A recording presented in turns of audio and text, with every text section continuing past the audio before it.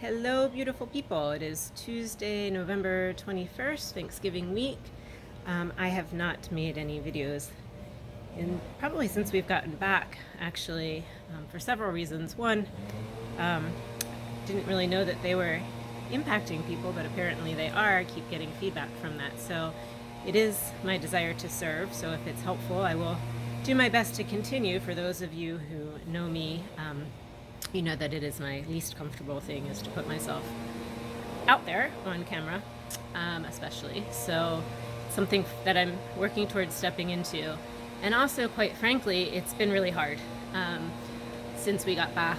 It's been so much processing and so many layers. And for a while there were just what was going on inside of myself felt too raw and too sacred and a little too vulnerable to actually share and put out there. And so moving forward, I'll kind of break that down into maybe what I've gleaned from that in that process, so that I can feel like I'm honoring myself, my family, safety, and all of you at the same time, whoever this is meant to reach.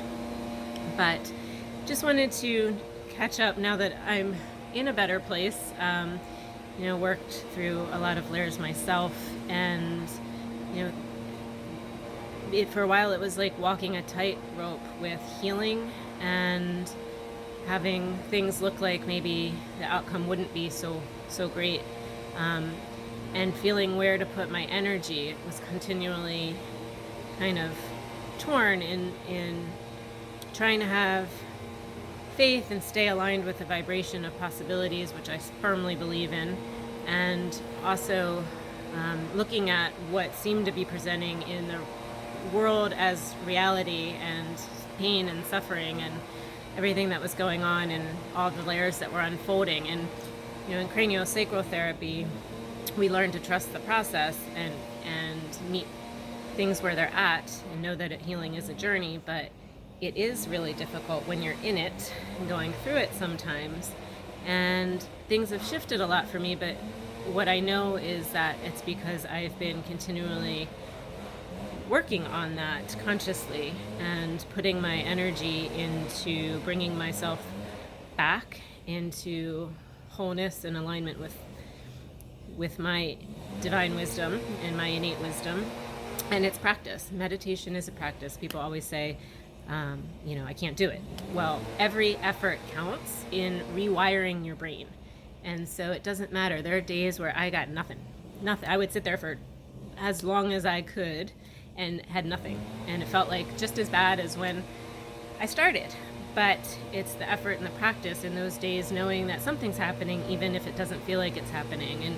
And today I had meditation where 2 gazillion things were coming through, and all like really profound. Couldn't actually keep up with it all. So, who knows? It might be the way that the stars are aligned and whatever, the barometric pressure. I don't know, but I believe it's because we get what we know or what we are meant to know when we need to know it.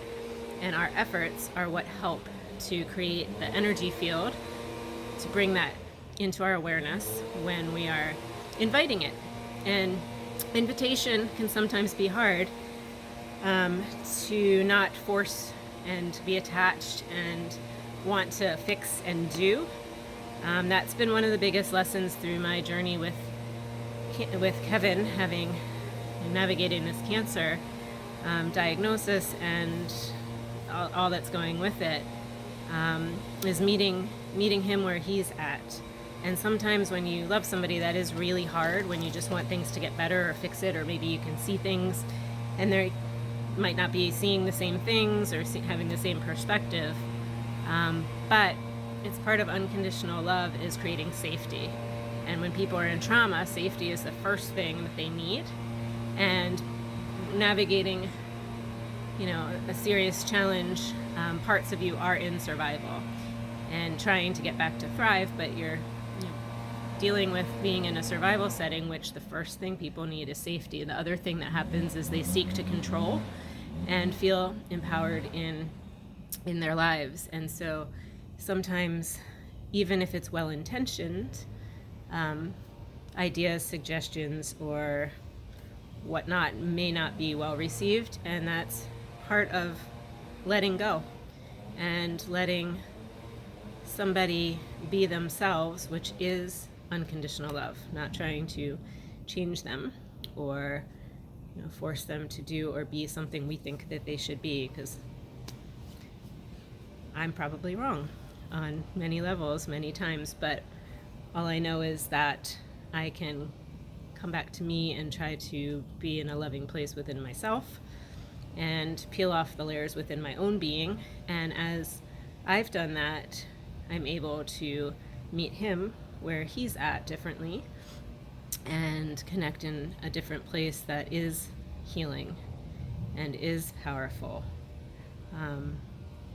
So even though there is a lot of pain and suffering that is part of the journey, I was really reminded today that through that pain and suffering is where we can learn to find that peace that surpasses all understanding.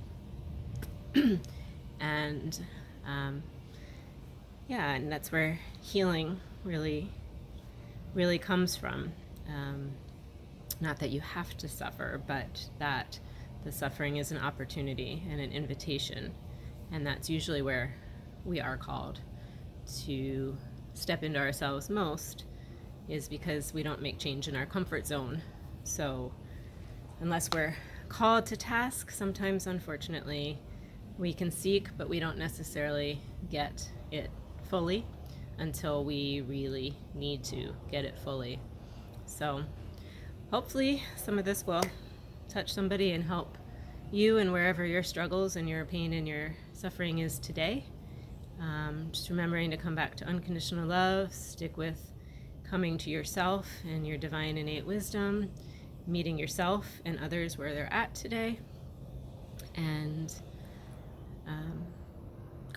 being grateful and having appreciation going into this week of Thanksgiving. I'm going to try to make little, very brief posts just to remind us about the power of gratitude. It really is. The vibration is so healing. So I hope that you all find something to be grateful for. I'm grateful for each and every person that I encounter in my life, and the ability to learn and grow with and from and pass it forward. So thank you all. Much love.